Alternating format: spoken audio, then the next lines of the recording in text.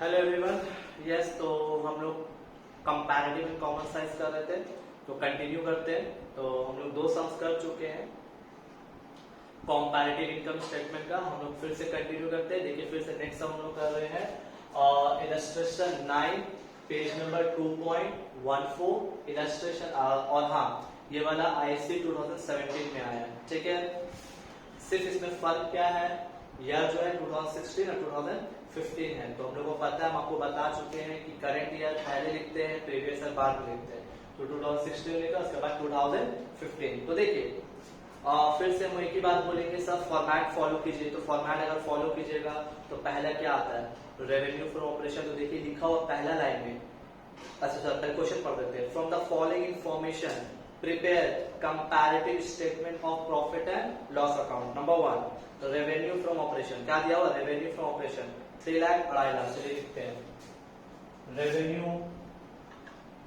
Revenue from operation 3 lakh 2,50,000, 3 lakh 2,50,000। Next आप बताइए, revenue from operation के बाद क्या आता है, कोई भी तरह का इनकम।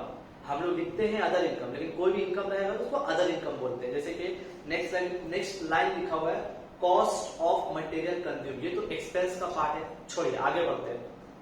इंटरेस्ट ऑन इन्वेस्टमेंट, क्या बताओ तो इंटरेस्ट ऑन इन्वेस्टमेंट मतलब क्या है कि ये जो कंपनी है कहीं पर इन्वेस्ट किया, तो जहां इन्वेस्ट किया है वहां से इंटरेस्ट आ रहा है। तो कंपनी का पॉइंट ऑफ व्यू से क्या है, कंपनी के लिए इनकम है, क्योंकि कंपनी जो है कहीं पर पैसा इन्वेस्ट कर रहा है। तो जहां पर इन्वेस्ट किया वहां से इंटरेस्ट आ रहा है, तो कंपनी के लिए क्या हुआ, इनकम हुआ। तो हम इसको क्या बोल के लिखेंगे, इंटरेस्ट ऑन इन्वेस्टमेंट नहीं लिखेंगे, हम लोग क्या लिखेंगे, अदर इनकम। क्यों, आपको क्या समझाया, कोई भी तरह का अगर इनकम रहेगा, कोई भी नाम से रहेगा, लेकिन लिखिएगा अदर इनकम। अब अगर तुम बोलोगे सर दो इनकम रहा, तो दोनों को जोड़ के लिखेंगे अदर इनकम। लेकिन इस तरह का क्वेश्चन में आपको 2-3 तरह का इनकम नहीं देगा, एक ही इनकम देगा, नहीं तो देगा भी नहीं। तो यहाँ पर क्या दिया हुआ है, इंटरेस्ट ऑन इन्वेस्टमेंट, तो इसको क्या मान लेंगे, अदर इनकम। तो देखिए प्लस अदर इनकम दिया हुआ है। अदर इनकम कितना दिया हुआ है, इंटरेस्ट ऑन इन्वेस्टमेंट आपका दिया हुआ है 20,000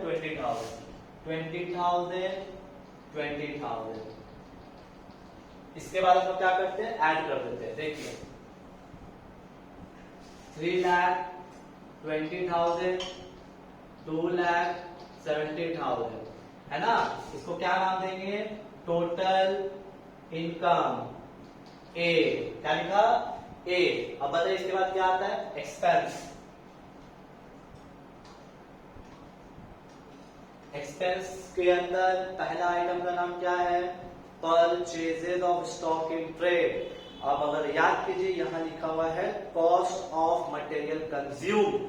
नाउ टेल मी, हम आप लोगों को क्या समझाया कि जो पहला 2 लाइन होता है एक्सपेंस का, जिसका नाम क्या है, purchases of stock in trade, changes in inventory. सही से आप लोग फॉर्मेट देखिए, purchases of stock in trade, changes in inventory, ये दोनों को कॉम्बाइन करके इसका नाम दिया गया है कॉस्ट ऑफ मटेरियल कंज्यूम। तो यहाँ पर परचेजेज नहीं दिया हुआ है, चेंजेस इन इन्वेंटरीज नहीं दिया हुआ है, डायरेक्ट क्या दिया हुआ है, कॉस्ट ऑफ मटेरियल कंज्यूम। तो जो परचेज और चेंजेस जो है, दोनों को मिलाकर क्या बोला जाता है, कॉस्ट ऑफ मटेरियल कंज्यूम। तो दिया हुआ है cost of material consume 1,70,000 1,50,000। Cost of material consume 1,70,000 1,50,000। इसके बाद क्या आता है सर, ये जो आइटम है, ये तो 2 आइटम का कॉम्बिनेशन है। क्या बोला, कॉस्ट ऑफ मटेरियल कंज्यूम जो है ये 2 आइटम का कॉम्बिनेशन है। पहला purchase of stock in trade, number 2 changes in inventories. तो इसका मतलब सर 2 आइटम आप पढ़ चुके हो ऑलरेडी। तीसरा आइटम का नाम क्या है, एम्प्लॉयज बेनिफिट एक्सपेंस है, क्वेश्चन में देखेंगे, हाँ है, एम्प्लॉयज बेनिफिट एक्सपेंस 10,000 10,000। तो लिखेंगे एम्प्लॉयज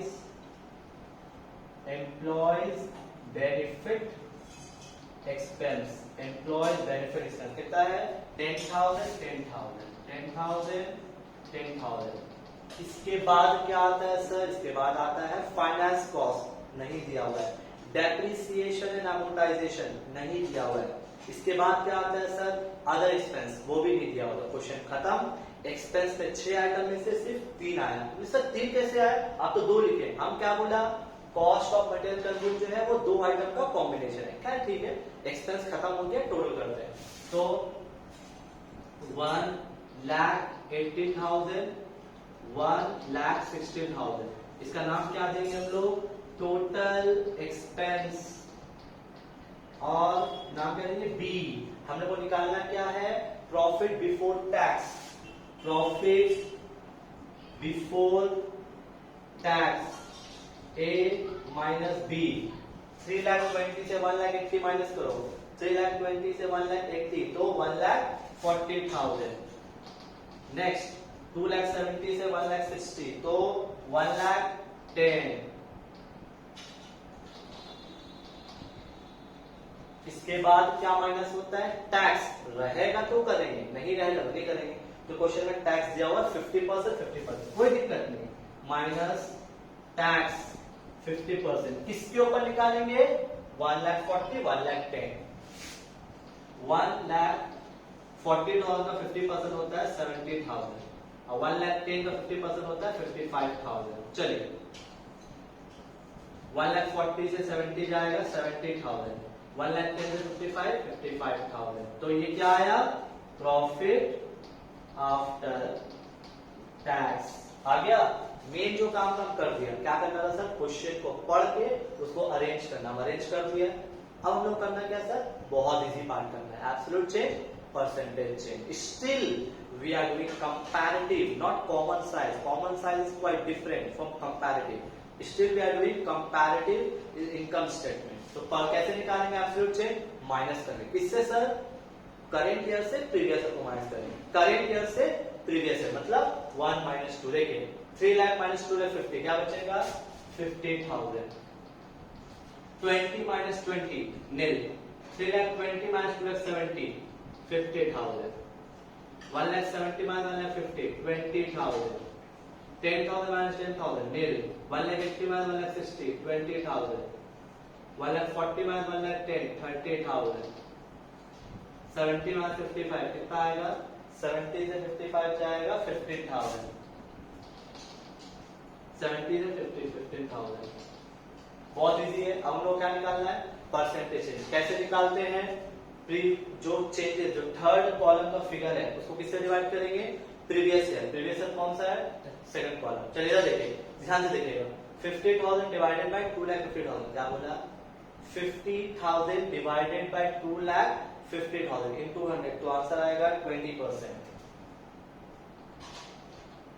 50,000 डिवाइडेड बाय, क्योंकि यहाँ कुछ नहीं है, नहीं निकलेगा। 50,000 डिवाइडेड बाय 2,70,000 इनटू 100, परसेंटेज आएगा 18.52%। अगेन ध्यान दीजिएगा, 20,000 डिवाइडेड बाय 1,50,000 इनटू 100, आंसर आएगा 13.33%।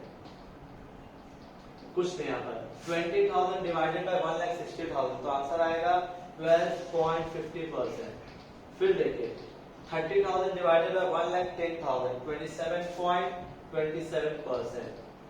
फिर 15,000 divided by 15,000 divided by 55,000 into 100, 27.27%। Again 15,000 divided by 55,000, तो क्या आएगा 27.27। देखिए थर्ड और फोर्थ कॉलम हम ज्यादा एक्सप्लेन नहीं करेंगे क्योंकि आप लोग समझ में आ गया। मेन हम आप लोग को मेन ऑर्डर समझा रहे हैं, कैसे अरेंज कर रहे हैं। कॉपी कीजिए, फिर नेक्स्ट सम्स।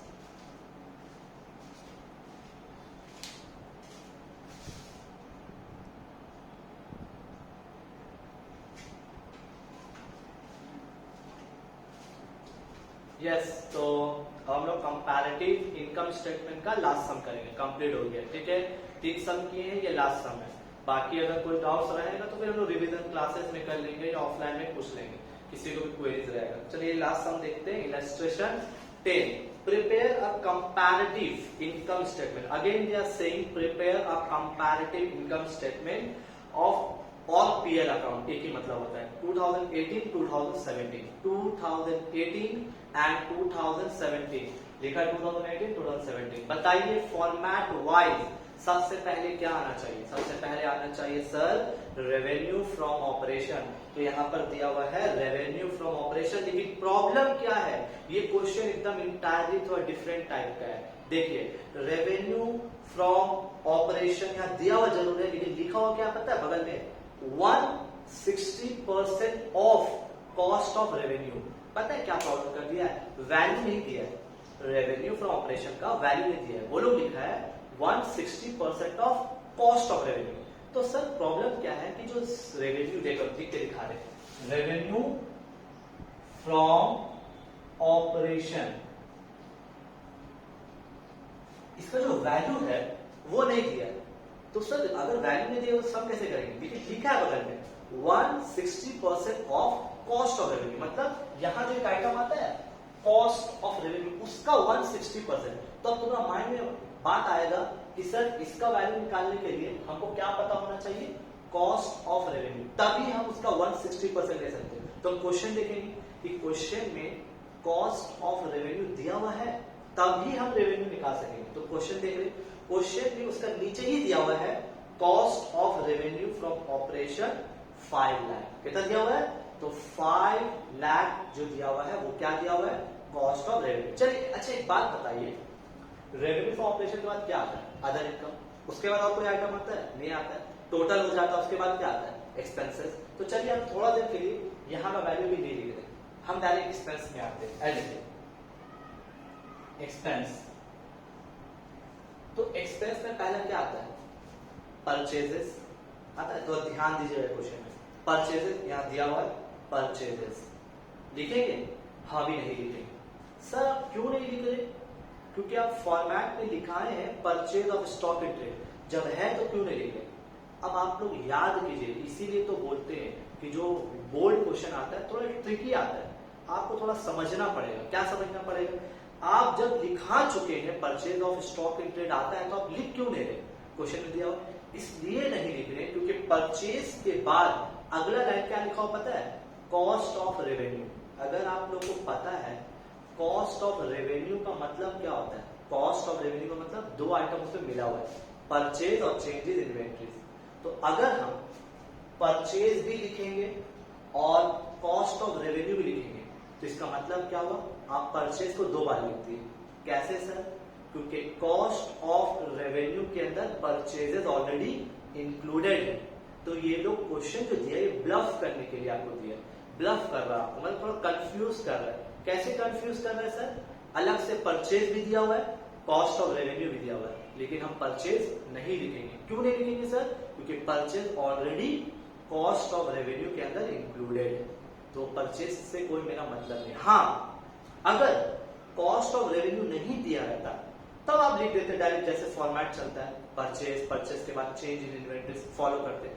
लेकिन यहाँ पर थोड़ा ध्यान रखना पड़ेगा क्योंकि यहाँ पर परचेज भी दिया हुआ है, कॉस्ट ऑफ रेवेन्यू भी दिया हुआ है, तो लिखेंगे क्या? सिर्फ cost of revenue. Why? Because purchase is already included in cost of revenue. तो हम यहाँ पर क्या लिखेंगे? Only cost of revenue. Cost of revenue, cost of revenue कितना दिया हुआ है? कॉस्ट ऑफ रेवेन्यू दिया हुआ आपका 5 लाख 3 लाख, 5 लाख 3 लाख। अब हम आ जाते हैं ऊपर। क्या बोला था आपको पता है? रेवेन्यू फॉर ऑपरेशन का डायरेक्ट वैल्यू नहीं दिया हुआ, तो लोग कैसे दिया कि 2018 में जो ये फिगर है इसका वो 160% ऑफ कॉस्ट ऑफ रेवेन्यू, मतलब आपको कैसे निकालना होगा? ये जो 5 लाख है इसका 160%, तो 5 लाख का 160% होता है 8 लाख। कितना होता है? 8 लाख। फिर सुनिए 2017 चेक करेंगे, 2017 में क्या है?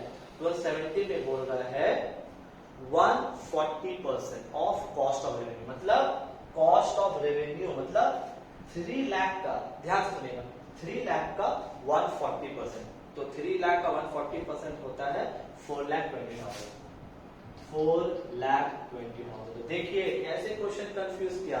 रेवेन्यू फ्रॉम ऑपरेशन आपको नहीं बता रहा था, तो वो लोग परसेंटेज में दिया था, किसके ऊपर? कॉस्ट के ऊपर, निकाल लिया। अब बताइए रेवेन्यू फ्रॉम ऑपरेशन के बाद क्या आता है? अदर इनकम, कोई भी तरह का इनकम।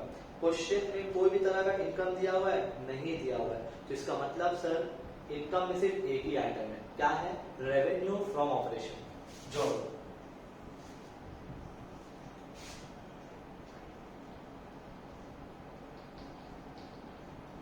टोटल